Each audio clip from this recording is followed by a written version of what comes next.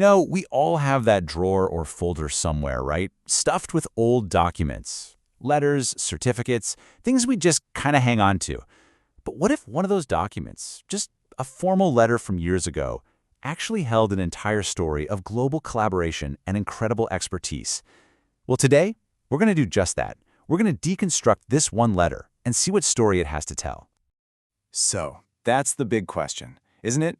What can a formal-looking letter from over a decade ago really tell us? We're going to treat this thing like historical detectives, pulling it apart piece by piece to figure out the people, the events, and the real impact captured in the text. So let's start with the basics. When and where does our story even begin?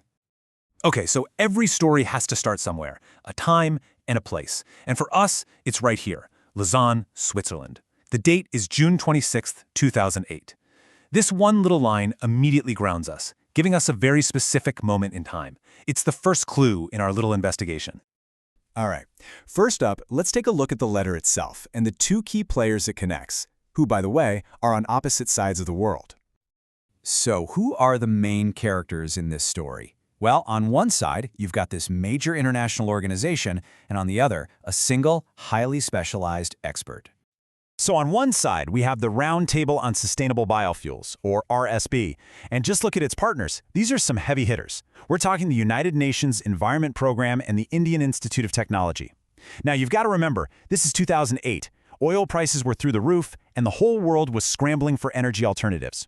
So this was a really important conversation to be having. And on the other side, our expert, Mr. Pani Mohan Kancharla, all the way from Chennai, India. So what on earth brings this huge global body and this one person together? Well, the letter tells us exactly what brought them together. It was a very specific event, an outreach, held in New Delhi. Now, this wasn't just some random conference. It was the 4th regional outreach meeting for the RSSB. That means it was a key part of a much bigger global initiative to figure out the future of sustainable biofuels. And this meeting in New Delhi was a critical piece of that puzzle. Mr. Kancharla wasn't just invited to sit in the audience, though. He was there to play a much bigger role. And this is where it gets really interesting. The letter doesn't just say he attended or participated. It uses this very specific phrase, proactive participation. That hints at a much deeper level of engagement. So, what did that proactive participation actually look like? Well, the letter spells it out for us. His contributions went way beyond just the 2-day conference. In fact, they stretched over an entire year of engagement. Just take a look at this timeline. His involvement didn't kick off in June 2008 in New Delhi. No, it started a whole year earlier, back in May of 2007. For 12 straight months, he was an active voice in the RSB's virtual consultations, logging onto the internet, joining teleconferences. This wasn't a brief, one-off thing. It was a sustained, year-long commitment to this global discussion. And the letter gets even more specific. First off, he delivered a plenary presentation. That means he was on the main stage speaking to the entire conference about bioethanol from sugar in India. A big deal. Second, he got down into the weeds, sharing his deep expertise in smaller breakout groups. And third, as we just saw, all of this was built on that solid foundation of a year-long virtual consultation. He was literally involved at every single level.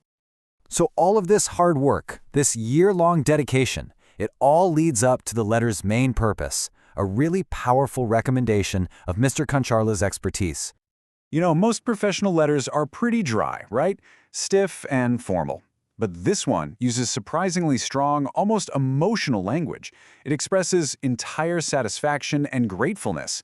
That's not just polite professional speak, that's a powerful, sincere endorsement that shows just how much they valued what he brought to the table. And the recommendation itself is incredibly broad. The RSB doesn't just recommend him for projects about bioethanol or even just projects in India. They give him a full-throated global endorsement for projects in any part of the world. That level of confidence from an organization like this is just extraordinary. And finally, the signature. Who signed off on all this? The letter is signed by Sebastian Hai, the coordinator for the Working Group on Environment. This just adds that final layer of authority.